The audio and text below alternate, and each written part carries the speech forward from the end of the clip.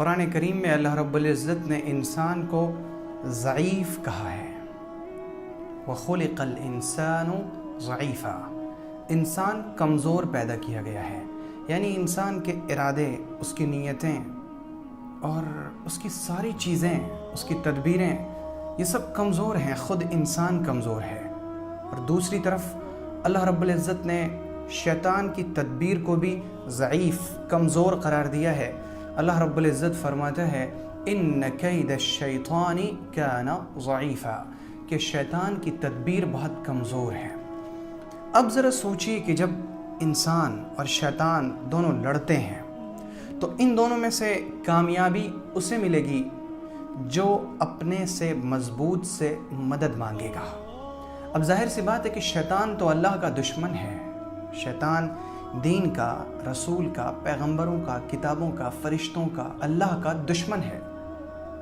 لیکن انسان جسے اللہ رب العزت نے بارہا حکم دیا کہ تم مجھ سے مدد چاہو، پیغمبر صلی اللہ علیہ وآلہ وسلم نے تلقین فرمائی امت کو اِذَا اسْتَعَنْتَ فَاسْتَعِنْ بِاللَّهِ، جب تمہیں مدد کی ضرورت ہو تو تم اللہ سے مدد چاہو۔ تو جب انسان اللہ سے مدد چاہے گا شیطان کے خلاف تو ظاہر سی بات ہے کہ جیت اور فتح انسان کی ہوگی شیطان کے خلاف۔ تو جب کبھی شیطان آپ کو پریشان کرے تو آپ اللہ سے مدد چاہیے، اللہ کی پناہ میں چلے جائیے، اللہ آپ کی مدد کرے گا۔ اسی لیے تو اللہ رب العزت نے فرمایا ہے وَإِمَّا يَنزَغَنَّكَ مِنَ الشَّيْطَانِ نَزْغٌ فَاسْتَعِذْ بِاللَّهِ، کہ جب شیطان تمہیں پریشان کرے اپنی تدبیروں سے، اپنے حیلوں سے، اپنے مکر و فریب سے، تو پھر تم اللہ کی پناہ میں چلے جاؤ۔